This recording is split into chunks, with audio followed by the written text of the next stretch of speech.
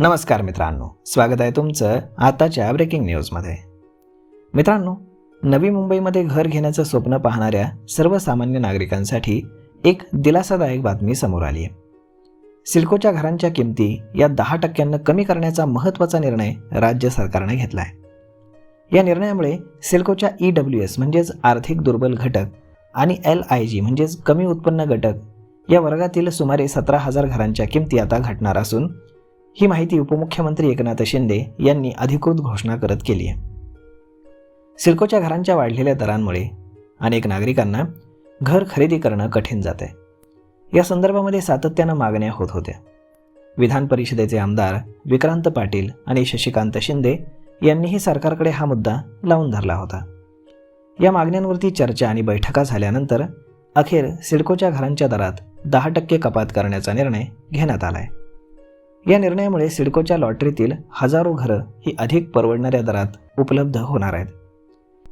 सर्वांसाठी घरं या पंतप्रधान नरेंद्र मोदींच्या संकल्पनेला यामुळे बळ मिळेल असं उपमुख्यमंत्री एकनाथ शिंदे यांनी सांगितलं. सामान्य कुटुंबांना स्वतःचं घर घेण्याचा मार्ग आता अधिक सोपा होणार असल्याचंही त्यांनी यावेळी स्पष्ट केलं.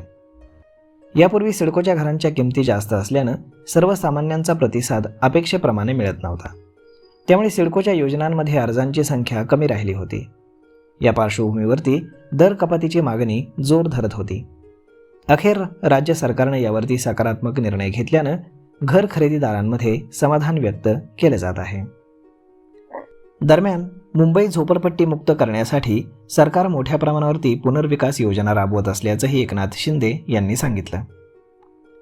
50 एकरांहून अधिक क्षेत्रफळाच्या भूखंडावरती पुनर्विकास प्रकल्प हाती घेतले जाणार असून अत्यावश्यक सुविधा उपलब्ध करून दिल्या जातील.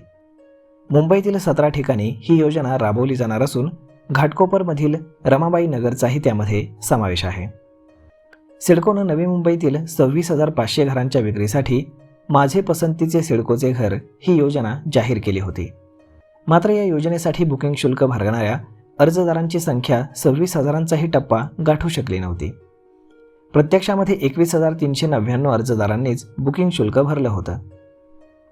19 फेब्रुवारी 2025 रोजी मुंबईतील यशवंतराव चव्हाण प्रतिष्ठानमध्ये सोडत पार पडली. यामध्ये 19,518 घरदारांना घरं मिळाली. उर्वरित 1,881 अर्जदारांना घर देण्याचा निर्णय सिडकोनं घेतला होता. मात्र किमतींमुळे काही अर्जदारांनी घर नाकारल्याचंही समोर आलं. आता दरामध्ये झालेल्या कपातीमुळे सिडकोच्या घरांना पुन्हा चांगला प्रतिसाद मिळेल अशी अपेक्षा व्यक्त केली जात आहे. तर मग मित्रांनो, अशा पद्धतीने जर तुम्हालाही सिडकोच्या घरांसाठी अर्ज करायचा असेल तर ही खुशखबर फारच तुमच्यासाठी फायद्याची आहे. कारण आता 10% दर कपात लागू करण्यात आली आहे. तर मग मित्रांनो, हा व्हिडिओ, ही माहिती तुम्हाला कशी वाटली हे तुम्ही आम्हाला कमेंट करून नक्कीच सांगा. आणि जर आवडली असेल तर आपल्या जवळच्या मित्रमंडळींसोबत देखील हा व्हिडिओ तुम्ही शेअर करायला विसरू नका. धन्यवाद.